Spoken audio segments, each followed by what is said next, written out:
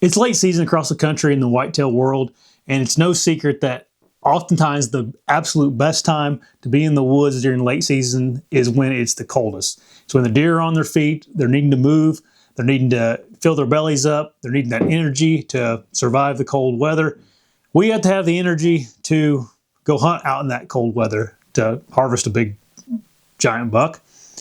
And I think for me, the number one issue with me staying out in those colder elements is my footwear and my feet getting too cold and uncomfortable.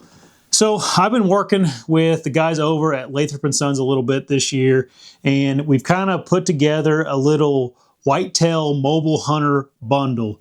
There's a couple things with mobile hunting. Oftentimes you're walking a long ways. Oftentimes you're climbing in awkward trees. You're not going to some cushy box blind with a box heater in it or a propane heater in it.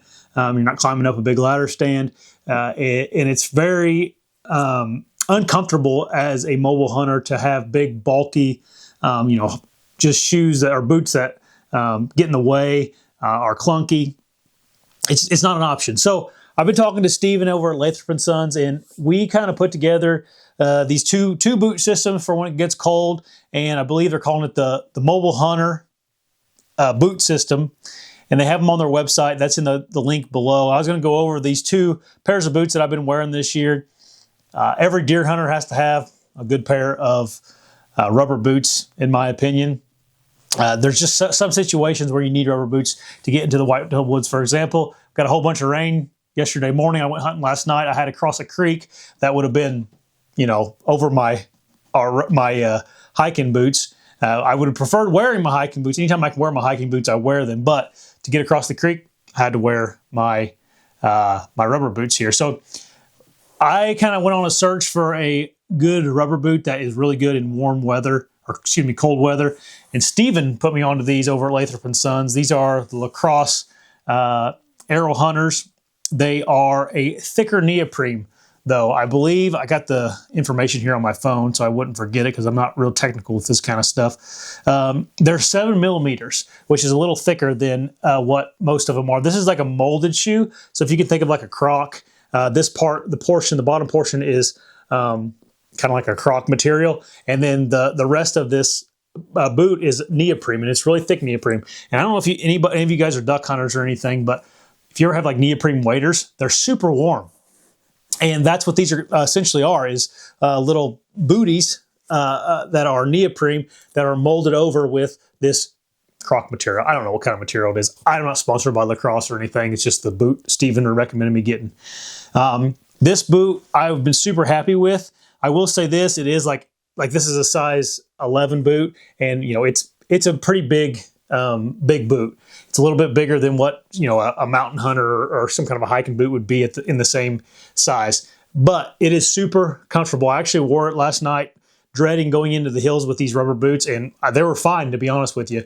And I just can't tell you how warm these things actually are.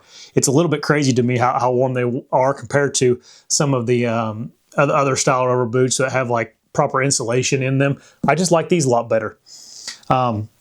So that's the one option that you have as a mobile hunter if you want some good cold weather rubber boots is these Arrow Hunters from Lacrosse. And then I paired those with the non-typical insole from Lathrop and Sons. This thing is pretty unique in design. I've talked about this on the show a little bit. It's made out of aerogel, which is a very, very insulating, has a really high insulating properties. So it keeps the ground or your saddle platform or your hang-on stand, whatever you're sitting on top of.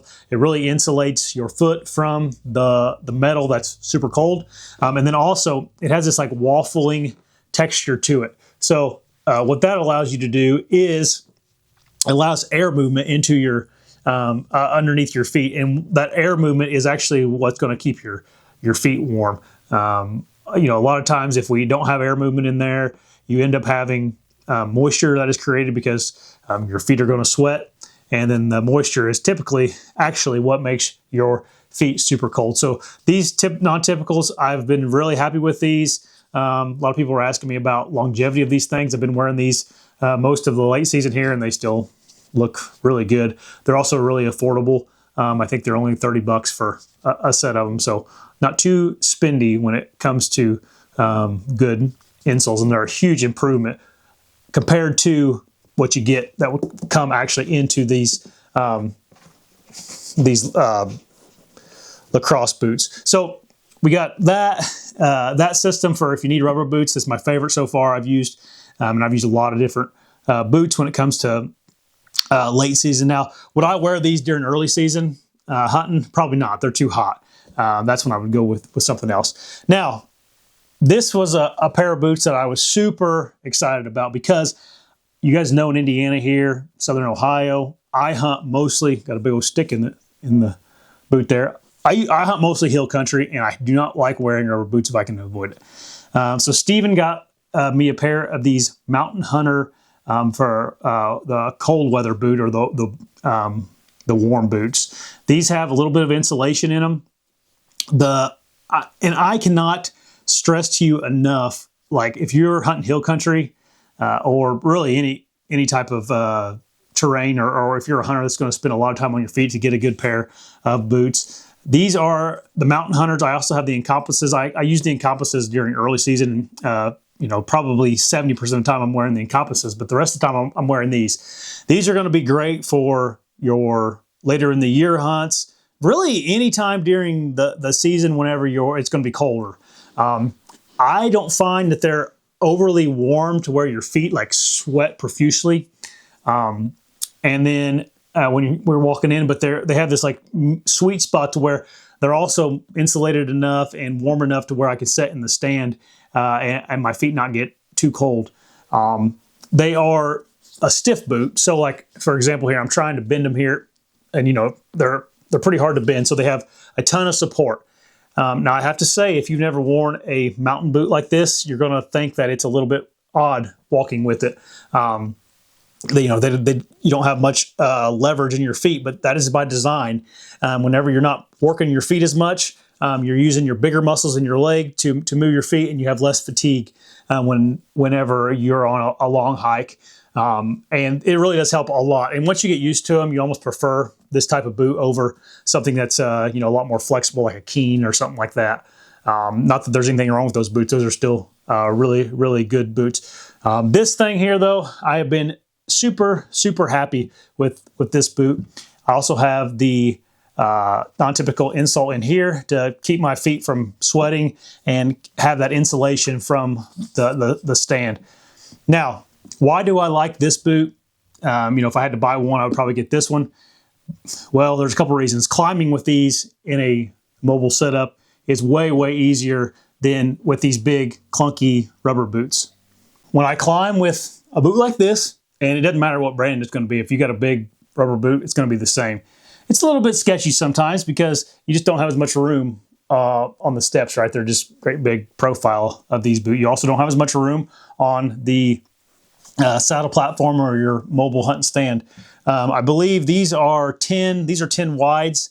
I got these in wides because I like to wear some big wool socks, and these are size 11s, and you can kind of see even though they're a size bigger, but they are just extremely, quite a bit bigger boot, the rubber boot compared to a mountain boot.